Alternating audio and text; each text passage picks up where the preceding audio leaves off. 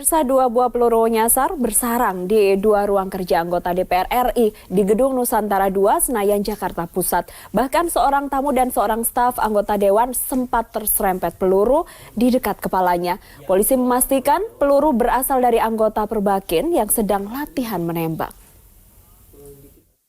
Di lantai 13 juga ditembak. Dua peluru nyasar berukuran cukup besar bersarang di dua ruang kerja anggota DPR RI di Gedung Nusantara II, Senayan, Jakarta Pusat, Senin siang. Peluru pertama bersarang di lantai 16 di ruang kerja anggota fraksi Gerindra, Weni Warau. Peluru menembus kaca dan tembok ruang kerja Weni. Sementara peluru kedua menyasar di lantai 13 milik anggota fraksi Golkar, Bambang Heri Purnama. Peluru juga menembus kaca dan interior ruang kerja Bambang. Haski Roring, anggota Dewan Penasehat DPP Gerindra yang sedang bertemu Weni Warau, mengaku sangat syok karena peluru tajam menyerempet di atas kepalanya. Selain nyaris mengenai kepala Dewan Penasehat, peluru juga sempat melubangi kerudung salah satu staf ahli Partai Gerindra, namun beruntung tidak sampai mengenai kepala korban. Sini atas ini. Pokoknya ini saya punya rambut ini angkat juga ini. Posisi. Mungkin kalau saya tinggi duduknya kan. Kalau saya posisi mungkin 180 paling kena juga. Jadi lantai 16 ya? Lantai 16. Tidak butuh waktu lama, polisi langsung memastikan peluru nyasar berasal dari anggota Perbakin yang sedang latihan menembak di lapangan tembak Senayan yang lokasinya bersebelahan dengan gedung DPR RI. Ketua Perbakin Irjen Pol Setio Wasisto mengatakan peluru mental hingga ke lantai 13 dan 16 lantai karena latihan menggunakan teknik tembak bergerak. Sementara itu, polisi telah menangkap pelaku penembakan yang merupakan anggota Perbakin asal Tangerang Selatan berikut peluru berukuran 9 mm. Patut diduga terjadi peluru nyasar. Untuk diketahui bahwa di lapangan tembak di depan di dekat gedung ini itu adalah lapangan tembak, ada bermacam-macam, ada lapangan tembak sasaran dan tembak reaksi. Tembak reaksi itu penembaknya bergerak dan juga ada sasarannya yang bergerak. Oleh sebab itu lebih aktif ya. Ini saya memberikan pemahaman dulu pada rekan-rekan. Jadi jangan dibayangkan nembaknya hanya nembak berhenti di sini kok bisa sampai ke atas gitu ya. Karena nembak reaksi itu tembak bergerak. Di dalam ruangan memang ada lubang kaca, kemudian sedang dilakukan pendataan antara jarak dengan titik masuknya lubang peluru dengan pentalannya. Lalu di ruang Pak Bambang juga, kami juga melakukan olah TKP. Dari olah TKP itu, sementara arah peluru berasal dari sejajar dengan lapangan tembak. Dan seperti disampaikan tadi juga bahwa di situ, tadi sekitar jam 1 siang sampai jam 3, ada beberapa orang yang sedang latihan. Kasus peluru nyasar dari latihan menembak ini tentu saja membuat anggota Dewan khawatir. Muncul usulan agar kaca gedung DPR RI yang mengarah ke lapangan tembak dipasang kaca anti peluru. Sebab kasus peluru menyasar ke gedung milik Wakil Rakyat ini bukan baru pertama kali terjadi. Tim Liputan, JAK TV.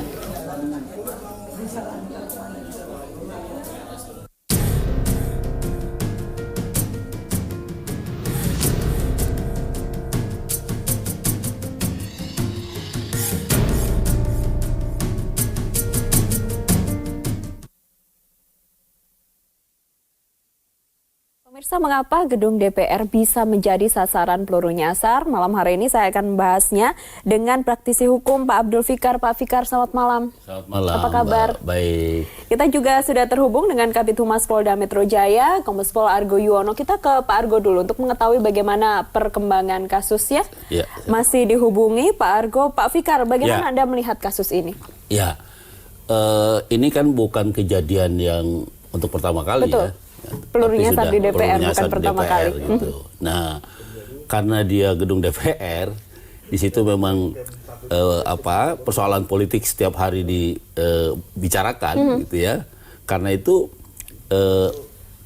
kita memaklumi kalau kemudian itu ada aspek politik dihubung-hubungkan gitu. dengan aspek politik gitu ya. Walaupun sebenarnya umpamanya itu kecelakaan atau itu bukan kesengajaan gitu ya. Nah itu nomor satu. Nomor dua, memang kan di depan, kalau nggak salah di depan gedung DPR itu ada lapangan tembak gitu betul. ya. Nah saya sering sih tapi ke baksonya, lapangan tembak.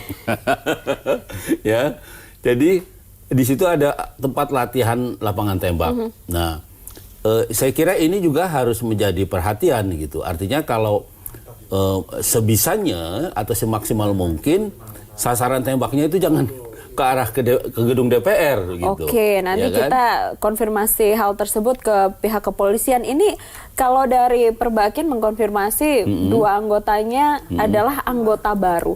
Pak Fikar, mantan anggota Perbakin juga kabarnya. Ya. Ini bagaimana Pak untuk anggota-anggota baru? Apakah memang sudah dilepas menembak outdoor? Gini, ya saya pernah jadi anggota Perbakin juga di Bekasi ya, tapi udah lama itu ya, di tahun 2011-an gitu ya. Nah,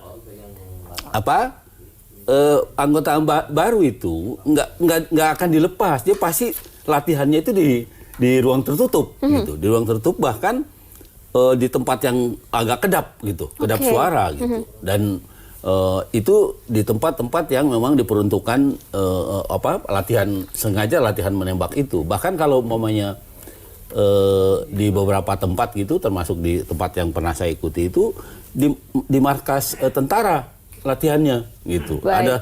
Ada areal sendiri, kemudian sasaran tembaknya ada di sana, kemudian seluruh peralatan tembak juga ada di sana gitu ya, dan nggak keluar gitu. Baik. Nah, Pak Fikar, kita sudah bersama Kabid Humas Polda Metro Jaya, Kombes Pol Argo Yuwono. Pak Argo, selamat malam. Bisa diceritakan bagaimana perkembangan dari rilis yang tadi sudah dilakukan oleh pihak kepolisian?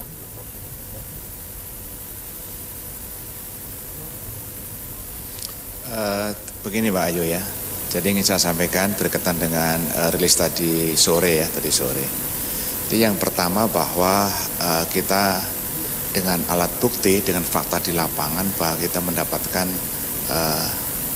beberapa barang bukti yang kita dan petunjuk maupun keterangan daripada saksi dan tersangka yang menunjukkan bahwa ada latihan menembak di Senayan ya, yang pada saat latihan dengan jam sekitar jam 14 lebih itu sama dengan alokasinya, interaksinya itu sama dengan kejadian ditemukannya proyektil ya di 2 kamar di gedung DPR.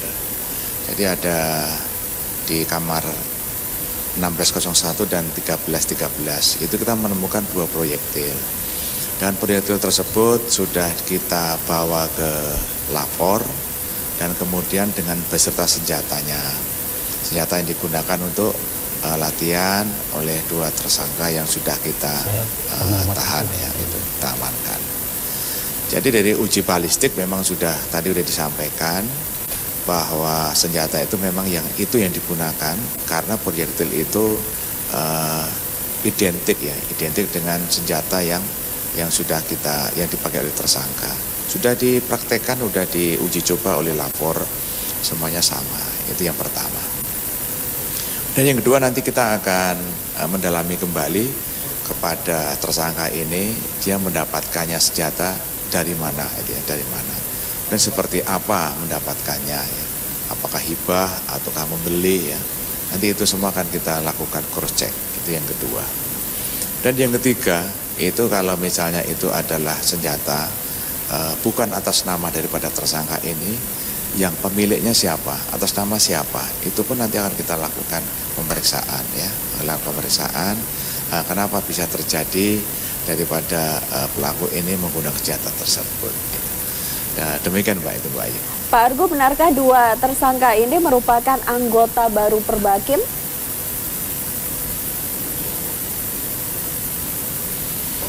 Kita masih melakukan pendalaman juga ya, kita belum selesai juga kita dalam melakukan pemeriksaan terhadap tersangka ini ya, nanti kan kita dalami kembali, nanti kita lanjutkan, nanti mulai daripada yang pertama kita tanya administrasi terlebih dahulu ya, administrasi berkaitan dengan diri dan senjata. Jadi diri pun juga nanti kita yang bersangkutan harus mempunyai seperti klub ya, klub penembak itu. Kemudian senjatanya pun juga harus ada identitas dan kemudian ada surat izinnya. Itu semua akan kita lakukan pemeriksaan terlebih dahulu. Nanti biar kita berlanjut dengan kegiatan. Dan dia pun dalam pemeriksaan memang dalam latihan tadi itu ada pendamping. Pendamping kan ada namanya coach juga yang membersihkan senjatanya, ada mengambil selongsong, dan kemudian juga nanti kita pastikan kembali apakah ada pelatih yang ada di situ. Karena namanya menembak kan tidak mungkin pelatih akan ada di sampingnya terus, namun di belakang sambil memberikan instruksi. Akan kita cari, akan kita lakukan pemeriksaan, kita dalami kembali. Demikian Pak Ayu. Baik Pak Argo, di studio sudah ada Pak Abdul Fikar, praktisi hukum. Saya ke Pak Fikar lagi. Pak Fikar, ini tadi sudah ditetapkan 2 tersangka. Ketika ini betul ada aktivitas menembak, di sana ada perkumpulan resmi. Apakah yang bertanggung jawab hanya 2 tersangka ini, ataukah semua bisa terkena? Ya,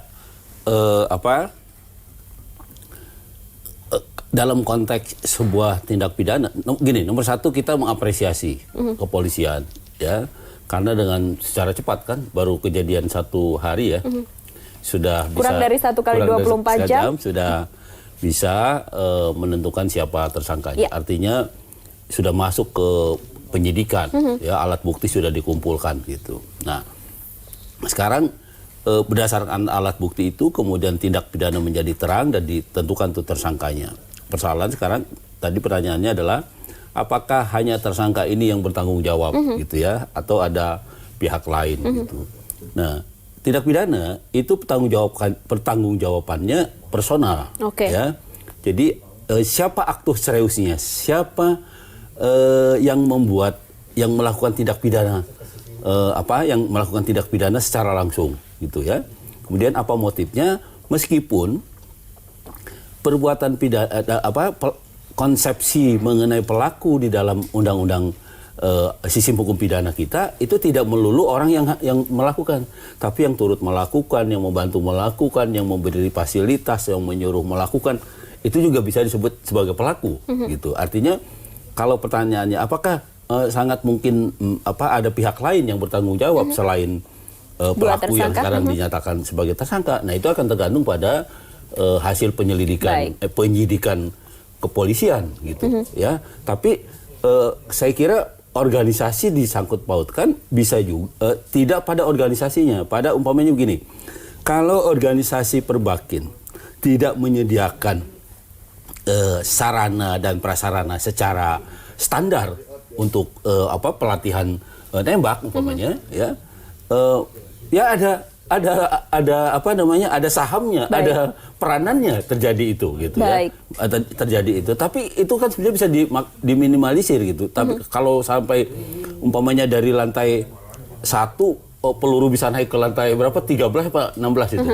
Ya kan? Itu agak aneh juga gitu. Baik, itu yang masih didalami oleh kepolisian tentu saja. Pak Argo, ini kalau kita melihat lokasi lapangan tembak tempat latihan Perbakin dengan gedung DPR, memang lokasinya tidak terlalu jauh. Apakah latihan menembak yang biasa dilakukan di sini sudah berizin dari penyelidikan sementara yang dilakukan oleh pihak kepolisian?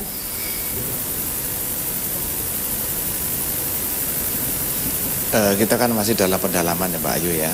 Jadi kita masih mencari saksi-saksi yang lain, kita masih mengembangkan daripada keterangan-keterangan saksi. Tadi telah kami sampaikan bahwa akan kita cek ya, mulai dari administrasi, kemudian mulai dari kegiatan yang dilakukan. Ya tentunya nanti kita akan terus melihat bagaimana itu saksi-saksi yang lain, baik itu tadi yang saya sampaikan dari pemilik senjata, dari bagaimana SOP yang lain, itu tetap akan kita tanyakan semuanya. Nanti kita setelah kita itu kan kita analisa, kita cek kembali kira-kira seperti apa ya. Nanti penyidik nanti akan lebih tahu daripada kasus ini. Demikian Pak. Baik, Pak Argo, ini 2 tersangka yang sudah ditetapkan sebagai tersangka, apakah langsung dilakukan penahanan?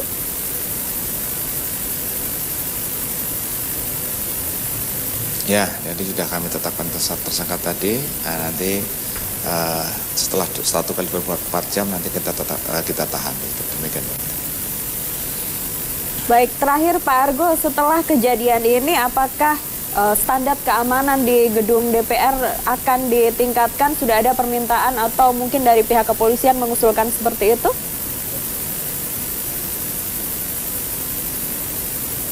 Mungkin itu ranah daripada DPR, Mbak, ya. Oke. Tapi kita tetap komunikasi dan koordinasi berkaitan hal tersebut, kan seperti saat disampaikan oleh Bapak Ketua DPR sudah, bahwa nanti akan bagaimana memprotek ya untuk gedung itu agar lebih aman ya dengan kegiatan latihan menembak ya.